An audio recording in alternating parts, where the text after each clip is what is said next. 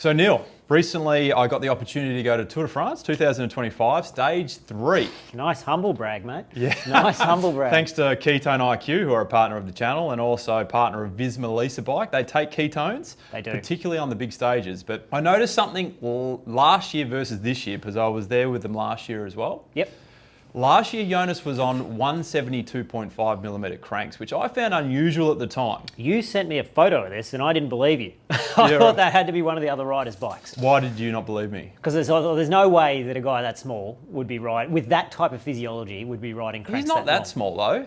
No, I mean his official Wikipedia page says he's 1.75 meters. I've just Googled it, but he looks very small, and I can tell you he's got much shorter legs than someone who's 1.75 meters tall on average. Okay. So he's apparently the same height as me, but I would suggest that there's probably 50 millimeters of difference in our seat height just from looking at his bike. He's on a 51 Cervelo, and I would ride a 54 or a 56 by virtue of my seat height. So he's obviously got much shorter limbs than me. Interesting. Yeah. So this year I was behind the scenes, Tour de France, Visma Lease bike, and I'm looking at Jonas's bike again, and I look at his cranks, and he's got 160mm cranks, and I'm thinking, that's huge for a Tour de France winner to go from 172.5s to 160s is significant. So what I wanted to do today is get a bike fitter's perspective on the 3 things that were shared with me in the team van as to why he's gone down to 160mm cranks. Some secret Chinese whispers in the background, were there, mate? Secret Chinese whispers. This is the famous purple monkey dishwasher comment on The Simpsons.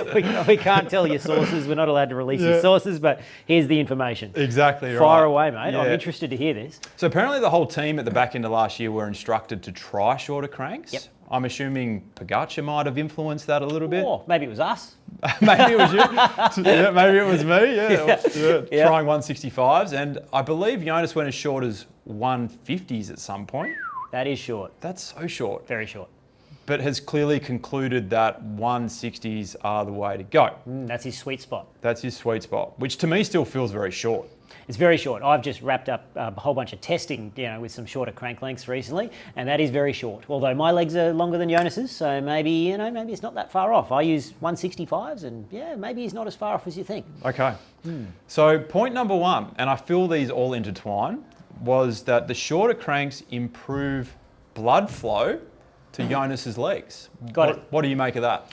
Very strong case to be made for that. Okay. We spoke, and we can probably put a link down in the description of this video. We made a video a while ago, maybe 3-4 months ago, about low-grade and versus high-grade iliac artery endofibrosis. So endofibrosis is the vascular closure that cyclists get in the front of their hips.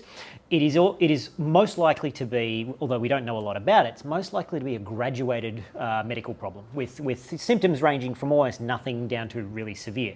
And when it gets really severe, you have huge problems. But if you're somewhere in the middle, you might just be losing 10, 20% of the vascular flow through the front of your legs when you're tucked over on the bike, right? And it can be very, very, very difficult to diagnose that accurately.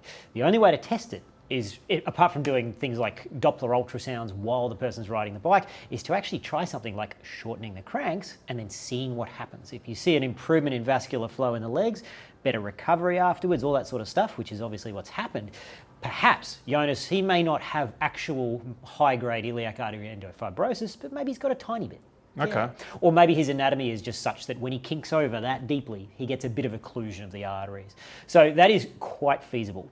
The other possibility there in the background is that as his leg is going round and round in a smaller circle, the muscle spindles are changing length less. So when your legs moving round and round, the muscles are shortening and lengthening. There are these overlapping protein chains which go like this with every pedal stroke, and the movement is going to be smaller. So there's going to be less movement of those overlapping protein chains.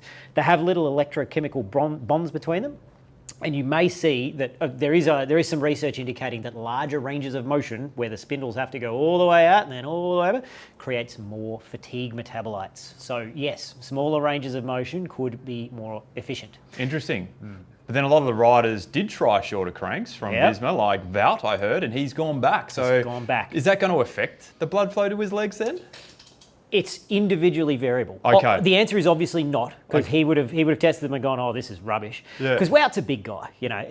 I'm assuming he's on 175s or 172s. He is also very different in terms of physiology to Jonas. So he's got a lot more punch. He's more of a puncher type, sprinter type. Jonas is very much a what would you call him? A type 2 slow twitch. You know, he's a GC rider. And so the people with the bigger punch do better with longer cranks. And that's going to be one of the topics that we're going to talk about in a video which we'll release on the RCA soon. About what actually happens to your top end power when you shorten or lengthen the cranks, because it is quite interesting. Yes. And so as with everything with bike fitting and biomechanics, it's all individually variable. The only way you will ever know is to test it. And it's good that they did. I think it's fantastic. Yep. If all of the teams haven't done this yet, they should have a long time ago. Yes. Okay. So the second reason was I was told that Jonas's average power in his training rides and his races has improved with the shorter cranks. It's got to be down to the two things we mentioned before, or a mixture of the two. It could be all of one or a mixture of both. He's probably getting less fatigue metabolites. He's probably getting a more efficient stroke due to better circulation through the legs.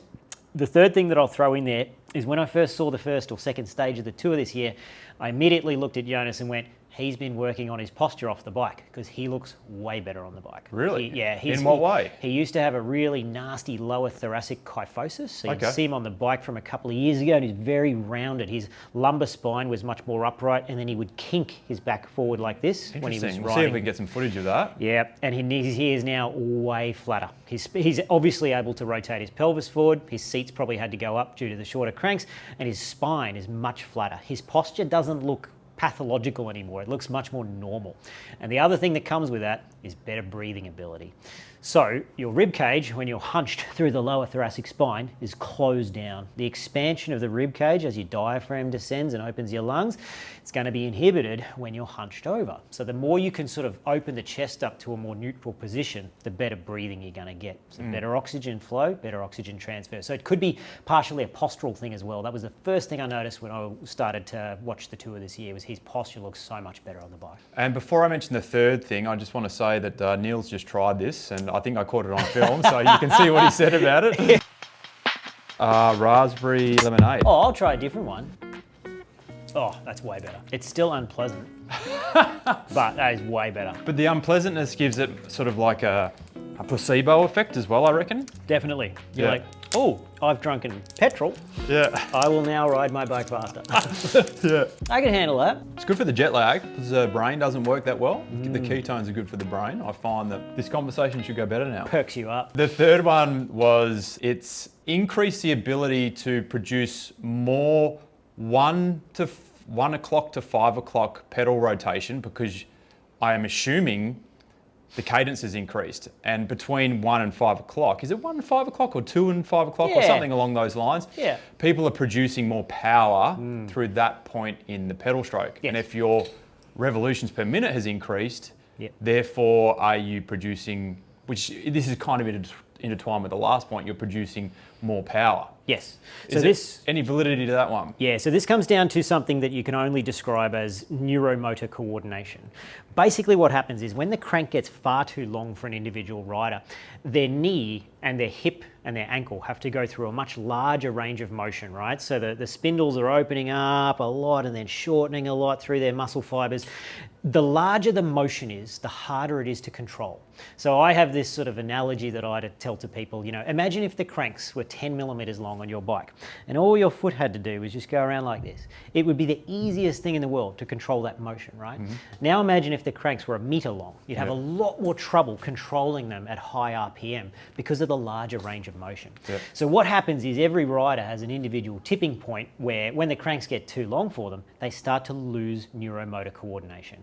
And what essentially happens, that's a fancy term for meaning that they become unstable. They start to rock their pelvis more, they can't breathe as well, they have to use a lot of their postural stabilizing muscles just to keep their pelvis level, and they start to lack that neuromuscular synergy, that kind of efficient on-off muscle contraction that you're looking for in a pedal stroke that makes it smooth. You know, people call it souplesse, you know, back in the day. It is neuromuscular coordination is one of the things that I look for as a good driver of potentially shortening the crank lengths. If we see a person who's really struggling over the top of the stroke to maintain really smooth control of the pedal stroke and across the bottom of the stroke, it's a solid sign that the cranks are too long. Yeah. And so it's a very hard thing to measure, almost impossible to measure. If you've got a really talented bike fitter, they'll be able to see it, but the rider can feel it. And when they shorten the cranks, they just go, gee, this just feels way more stable. Like it feels easier to spin my legs at the same cadence. And they can never quite describe it in the words that I have, but that's the neuromotor coordination improving.